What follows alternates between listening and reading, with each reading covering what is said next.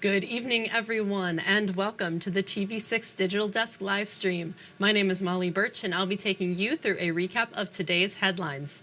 This stream runs every night starting at 7 Central Time from Sunday to Thursday, and we stream both on Facebook and on YouTube. You can catch us in both places.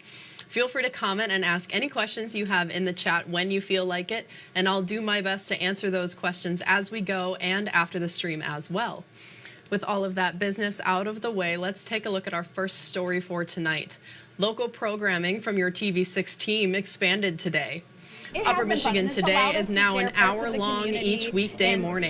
For the debut episode, TV6's Elizabeth Peterson and Tia Trudgeon were live at Provisions Marquette. The extra half hour each morning will allow for more in-depth coverage of stories, informative topics, and fun conversations that impact our daily life in Upper Michigan. You can watch Upper Michigan Today each weekday morning from 9 until 10 Eastern Time on Fox UP. The show also streams on our TV6 Plus app. Peruse and invite you to stay a while. And 2 Upper Michigan airports have higher capacity flights. Twin jet engine planes like the Bombardier CRJ-900 have 70 seats and first class options. This month, these planes replaced the 50-seat all-coach CRJ-200s at the Ford Airport and the Delta County Airport. The manager of the Ford Airport says the airport had to adapt quickly to the larger planes. Staffing levels was quite a big thing. We've almost had to increase our staffing levels double all around just to accommodate the larger aircraft.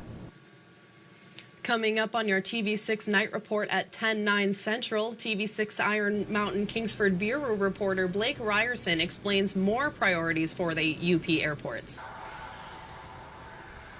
And the future of a proposed spaceport will not be discussed tomorrow night in Powell Township. We previously told you about a September 20th Powell Township Planning Commission meeting. A Big Bay residents' petition to add a rocket launch site ban to township zoning rules was considered. The commission did not schedule a public hearing on the petition. It voted unanimously to recommend the resident be refunded for the public hearing request. The Powell Township clerk says the township is working with the citizens for a safe and clean Lake Superior on options. Meantime, the owner of the potential launch site at Granite Loma says there hasn't been an official offer to build a spaceport. Until there is an application, if there's an application, then you can look at it and go, oh, that makes sense, or that doesn't make sense. At this point, both sides are evaluating our options, and they're going back to their board, and we hope to hear something from them this week. Baldwin says if the township eventually approves zoning changes, he expects there to be legal challenges. And the nonprofit MMA gym in Marquette has a new home after a May flood closed their doors. The U.S. Muay Thai gym still offers the same services despite the new downtown location being smaller. The head trainer at the gym says thanks to the community, they were able to find temporary locations until they found their new home at 205 Furnace Street. The head trainer for the gym also says having a space for these martial arts is a great outlet for people to enjoy. It's been a fantastic outlet, and I think it is for so many others. Martial arts, as cliche as it sounds, offer a lot of great things, including, discipline and confidence and all those wonderful things. I was fortunate to find it when I was younger, and I think it offers that still for myself and a lot of other people as well. The U.S. Muay Thai gym offers different martial arts classes in the morning and afternoon. And we are now less than 1 month away from the firearm deer season. The Michigan DNR says many parts of the UP will see fewer than usual deer available for this harvest season. TV6's Clint McLeod tells us why and what you need to know before going out this season. November 15th is the start of firearm deer season in Michigan. The DNR says central and western UP counties may see a decrease in available deer this season. We ended up having a severe weather last winter, so we ended up with some late snowfalls that really kind of held on, and we had a delayed spring, so I'm sure it affected some of those deer. The wildlife biologist adds this overall decrease is not as severe as previous years. It wasn't catastrophic like we saw in, in the 13, 14, 15 where we had 3 of them back to back.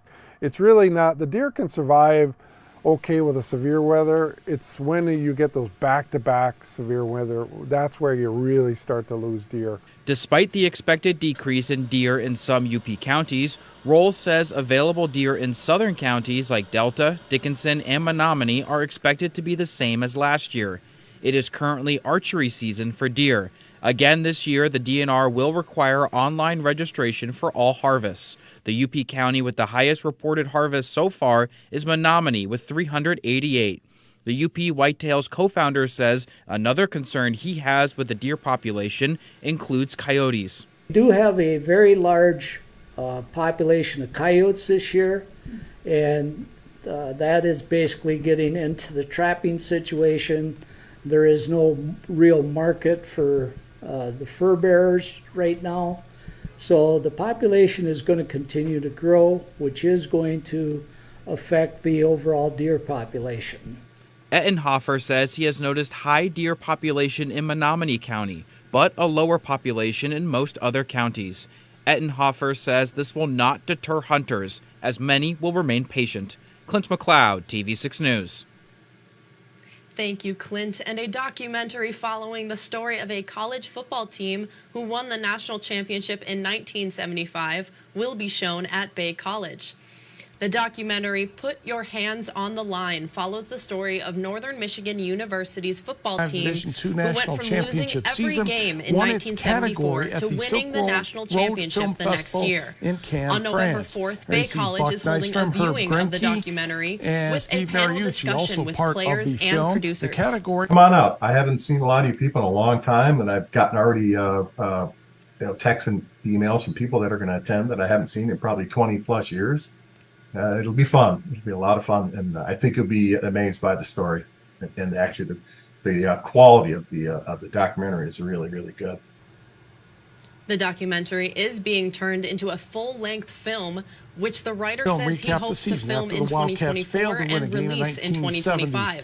The showing is at 11 in the morning at the Best Center. The Wildcats were not as bad as they were. And a Marquette jewelry store is fundraising for 4 nonprofits.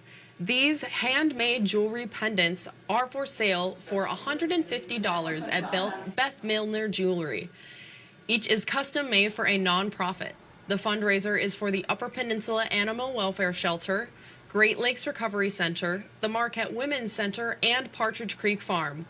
$50 from each sale goes toward the nonprofit, and so far, more than $1,500 has been raised.